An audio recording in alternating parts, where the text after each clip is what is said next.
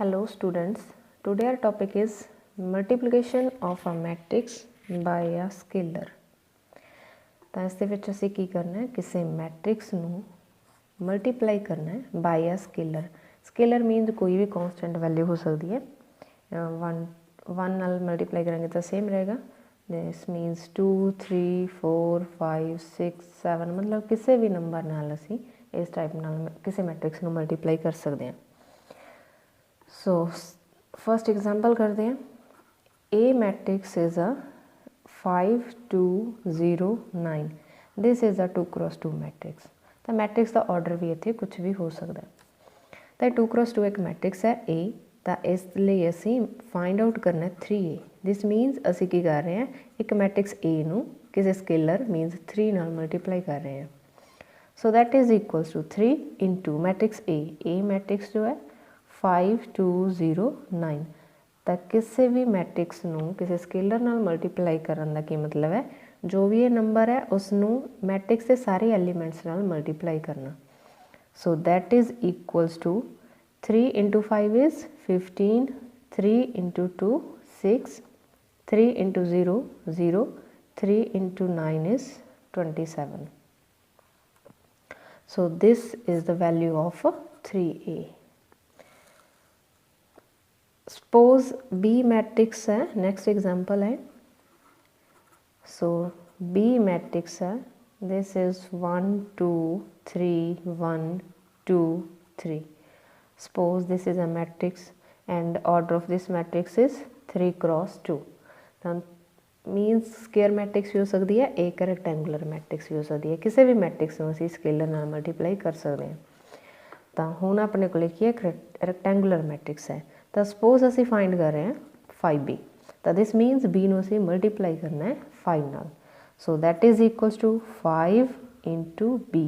b जो है 1 2 3 1 2 3। सो इसनूं असीं मल्टीप्लाई कर देंगे by 5। So that is equals to 5 into 1 5, 5 into 2 10, 5 into 3 15, 5 into 1 5, 5 into 2 10, 5 into 3 15। So this is a value of 5b। Okay clear. तो इस तरीके नाल असी जो है मैट्रिक्स मल्टीप्लिकेशन डिफाइन करते हैं। सो नैक्सट टॉपिक है साडा मैट्रिक्स मल्टीप्लिकेशन। मैट्रिक्स मल्टीप्लिकेशन दे विच की हुंदा है, इस दे विच असीं किसी दो मैट्रिक्स नूं मल्टीप्लाई करते हैं। मीनस एक मैट्रिक्स नूं दूसरे मैट्रिक्स नाल मल्टीप्लाई करना। तो इस दे विच साडे कोल दो मैट्रिक्स होणगे। Suppose this is matrix A and order of this matrix is m cross r and this is matrix b and order of this matrix is r cross n। तो असीं दोनों मैट्रिक्स नूं मल्टीप्लाई कर रहे हैं। तो जो मैट्रिक्स साडे कोल मल्टीप्लिकेशन तो बाद आएगा वो मैट्रिक्स की होएगा ए बी। बट एक कंडीशन इसके लिए जरूरी है, तो वो कंडीशन हमेशा याद रखना। असी किसी भी दो मैट्रिक्स नूं जे मल्टीप्लाई करनी है तो मल्टीप्लिकेशन ताई डिफाइन हो सकती है जे number of columns in matrix A and number of rows in matrix B ये इक्वल होणगे। तो देखो मैं इसका ऑर्डर की लिया होया m cross r। This means A matrix जो है उस दे विच की है अपने को number of rows m, number of columns r। And जो बी मैट्रिक्स है इस दे विच number of rows r and number of columns n। तो दिस मीनस इस द सेकेंड एलिमेंट है जो नंबर ऑफ कॉलम है, number of column of A matrix should be equals to number of rows of B matrix। तो जो number of column है वो A matrix they and first element की show कर रहा है number of rose of matrix B। तो B matrix के नंबर ऑफ रोज ये दोनों इक्वल होने चाहिए। अगर ये दोनों इक्वल होंगे दैन असी A B जो है प्रोडक्ट फाइंड आउट कर सकते हैं, अदरवाइज असी इसनूं फाइंड आउट नहीं कर सकते। Okay clear. एंड ਜਦੋਂ ਅਸੀਂ ਇਹਨੂੰ ਮਲਟੀਪਲੀਕੇਸ਼ਨ ਜੋ ਹੈ ਫਾइंड आउट ਕਰਤੀ ਤਾਂ ਉਸ ਤੋਂ ਬਾਅਦ ਜੋ ए बी ਮੈਟ੍ਰਿਕਸ ਹੈ ਤਾਂ ਉਸ ਦਾ ਜੋ ਆਰਡਰ ਹੋਏਗਾ ਉਹ ਕੀ ਹੋਏਗਾ, ਨੰਬਰ ਆਫ ਰੋਜ਼ ਜੋ ए ਮੈਟ੍ਰਿਕਸ ਦੇ ਵਿੱਚ ਹੈ, ਨੰਬਰ ਆਫ ਕਾਲਮ ਜੋ बी ਮੈਟ੍ਰਿਕਸ ਹੈ, ਮੀਨਸ m क्रॉस n। ਤਾਂ ਜੋ ਨਿਊ ਮੈਟ੍ਰਿਕਸ ਆਏਗਾ ਸਾਡੇ ਕੋਲ ਮਲਟੀਪਲੀਕੇਸ਼ਨ ਤੋਂ ਬਾਅਦ ਤਾਂ ਉਸ ਦਾ ਆਰਡਰ ਕੀ ਹੋਏਗਾ, m क्रॉस n ਹੋਏਗਾ। Okay clear. तो जो भी असी मल्टीप्लीकेशन फाइंड आउट करनी है तब फर्स्टली तुसी ये वेरीफाई करना है कि किसी दो मैट्रिक्स की मल्टीप्लीकेशन जो है वो असी डिफाइन कर सकते हैं या नहीं कर सकते, उस तो बाद ही तुसी उसनू सॉल्व करोगे। फॉर एग्जाम्पल असी एक एग्जाम्पल लैने matrix A is 2 3 1 0 and next matrix is B that is 1 4 3 5। Now order of A matrix is 2 cross 2 and order of B matrix is 2 cross 2. The number of columns in A and number of rows in B which is same, so ये भी 2 है and ये भी 2 है, so equal है। this means असी A B जो है वो multiplication define कर सकते हैं। so that is equals to values put कर दो। फर्स्ट मैट्रिक्स फर्स्ट ते A है तो A लिखांगे 2 3 1 0 एंड then B तो बी मैट्रिक्स की होएगा 1 4 3 5। So this is equals to असी हुण मल्टीप्लाई करके इसनूं लिखना है। तो मल्टीप्लाई करन तो पहला ये देखो कि जो साडे कोल ए बी मैट्रिक्स आएगा इसका ऑर्डर की होएगा। इस मैट्रिक्स का ऑर्डर की हुंदा है जो नंबर ऑफ कॉलम है ए दे विच एंड जो सॉरी नंबर ऑफ रो जो है ए दे विच, जो नंबर ऑफ कॉलम है बी दे विच। तो ये भी अपने को लिखी है 2 2। तो दिस मीनस जो न्यू मैट्रिक्स बनेगा वो की बनेगा 2 cross 2। तो 2 cross 2 का इसलिए मैं जर्नल मैट्रिक्स एक लिखन लगी हाँ की होंगे अपने को A1 1 A1 2 A2 1 A2 2। Journal matrix यही होंगे 2 cross 2 का। सो दिस मीनस इस टाइप का एक मैट्रिक्स साडे कोल बनेगा। तो इसनूं फाइंड आउट करने लई देखो फर्स्ट एलीमेंट की होंगे A1 1। तो तुसीं की करना है, थोड़ा ईजी हो जाएगा थोड़े लिए समझना। तो A1 का मतलब है फर्स्ट वन जो है रो एंड जो सैकेंड वन है इसका मतलब है कॉलम। तो इतने 1 1 है मीनस रो 1 एंड कॉलम 1। तो फर्स्ट जो मैट्रिक्स का एलीमेंट असी ये लभना है तो उस टाइम पर की करना सी फर्स्ट मैट्रिक्स के विचों रो लवांगे रो 1 एंड सैकेंड मैट्रिक्स के विचों कॉलम 1। तो फिर असी इसके करॉस्पोंडिंग एलीमेंट्स नूं मल्टीप्लाई करके ऐड कर देना। सो इनू मल्टीप्लाई करेंगे 2 into 1, फिर ऐड करना विच प्लस फिर सैकेंड एलीमेंट 3 into 3। क्लीयर। तो ये अपने को की होगा A1 1 एलीमेंट होएगा। उस तो बाद नैक्सट एलीमेंट की होएगा 1 2। A1 2 means first row and second column, row 1 column second. तो फर्स्ट रो नाल सैकेंड कॉलम की मल्टीप्लीकेशन करो 2 into 4 विच ऐड करना second element 3 into 5 and now next 2 1 element 2 1 element दे विच की होएगा रो सैकेंड कॉलम 1। तो रो सैकेंड होएगी एंड कॉलम में 1 होएगा। तो मल्टीप्लाई करो 1 into 1 plus 0 into 3 and next 2 2 element दे विच की होएगा second row and second column. So this second row and this second column. So 1 into 4 plus 0 into 5। Okay clear. तो ये अपने को किया गया 2 cross 2 का एक मैट्रिक्स आ गया। इसमें सॉल्व करो कंप्लीटली। सो किया गया 2 into 1 is 2 plus 3 into 3 is 9, 2 into 4 8 plus 3 into 5 15, 1 into 1 1 plus 0 into 3 0, 1 into 4 4 plus 0 into 5 0। So which is equals to 11 23 1 4। So this is the required answer, this is the value of AB। okay and next असी solve करांगे BA। AB ते BA दे विच हुण difference की है, A matrix first ते है B second ते है, इत्थे की अपने को B जो है फर्स्ट ते है A सैकेंड ते है। तो हुण असी की करांगे B मैट्रिक्स की वैल्यू इत्थे पहला पुट करांगे। तो matrix B is 1 4 3 5, and then matrix A is 2 3 1 0. So that is equals to, सो असी की करना है पहले फस्ट एलीमेंट फाइंड आउट करना है, this means A11।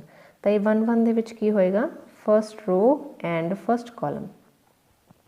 So 2 into 1 की आएगा 2, प्लस विच ऐड करेंगे 4 into 1, this means 4, and next element 1 2 means row 1 and column 2।